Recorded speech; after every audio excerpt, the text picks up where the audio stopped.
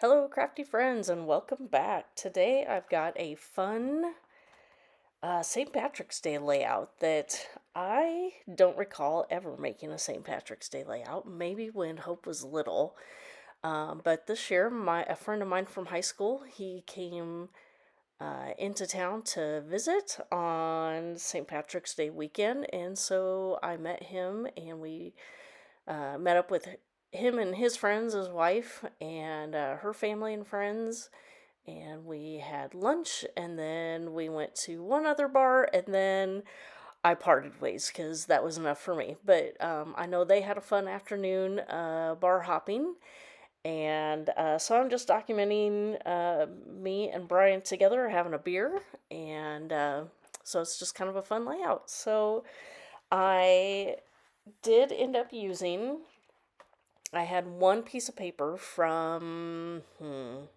I think it was Echo Park, and it was the cut apart sheet. So it had shamrocks on the back, and it had the 6x4 or 4x6 size cut aparts. And so that's what I used as my embellishments for this layout.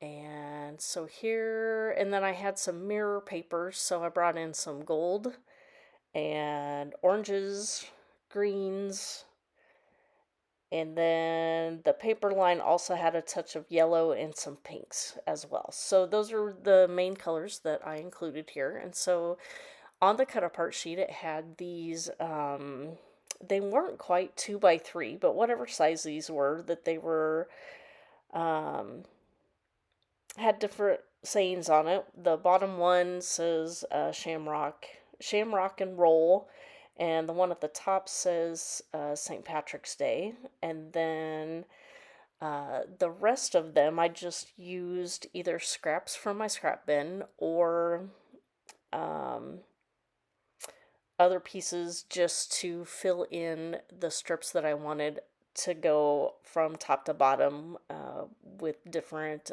St. Patrick's Day themes.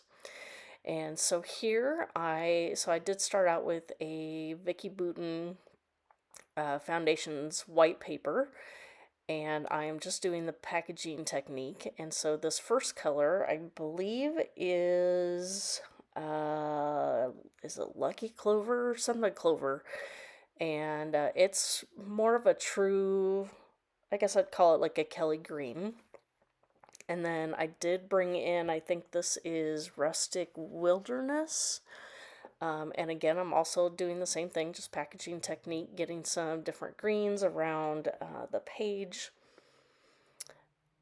And I am working on this at a crop, and so I didn't quite have all the tools that I really needed. I didn't take my heat tool, so here I am thinking, it's all wet. When am I gonna spray this? So I think I kind of just leave it there. And so then I did put that off to the side.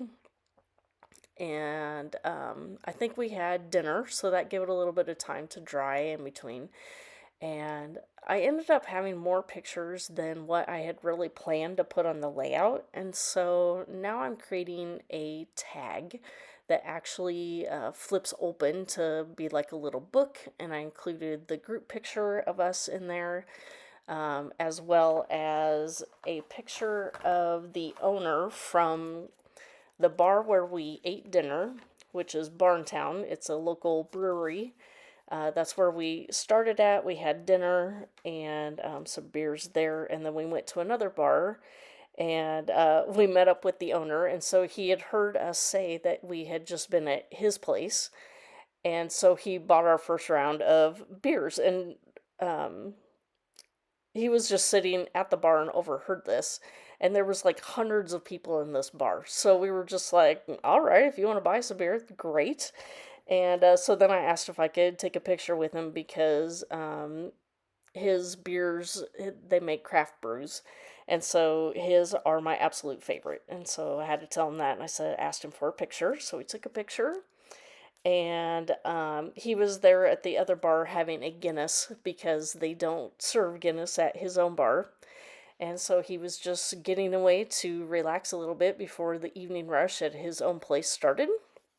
And so that was a fun little tidbit. for that day. So on the inside of this tag, I'm kind of just adding some journaling. On that cut apart sheet that I used, that there was a border strip of the leprechauns, and so I did use a piece of that within the tag, and I did add some, use my We Are hole reinforcer punch, added some twine to the top so it makes it easier to pull out. And then I did include a picture on the back that you just saw of just me in my I clover shenanigans shirt, and which is supposed to be I heart shenanigans, but it's a clover since it's a St. Patrick's Day themed shirt.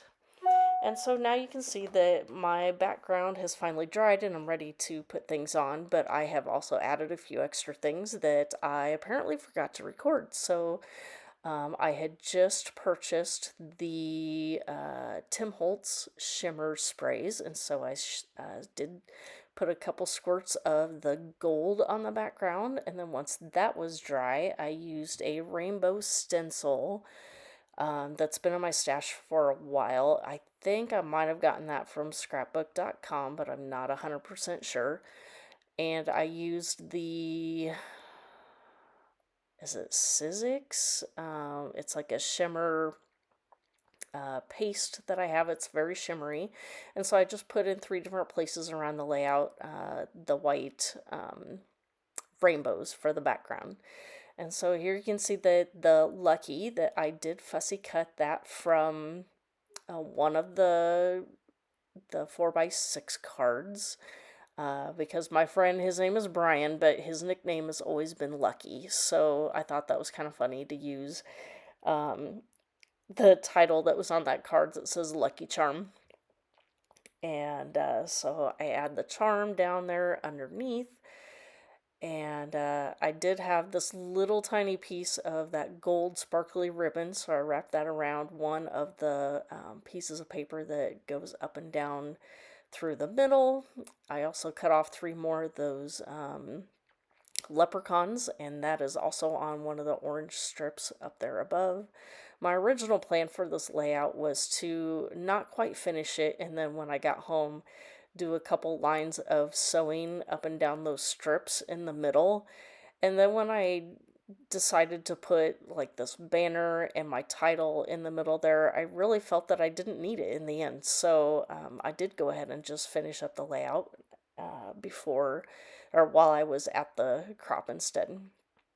And so I had this old die cut in my stash for a very long time. It's a just a vellum beer mug with green beer on the inside. And then there you can see my hidden tag that goes behind the main picture. And that's going to wrap things up. So if you have any questions for me, please feel free to leave those below. And thanks for watching. Bye.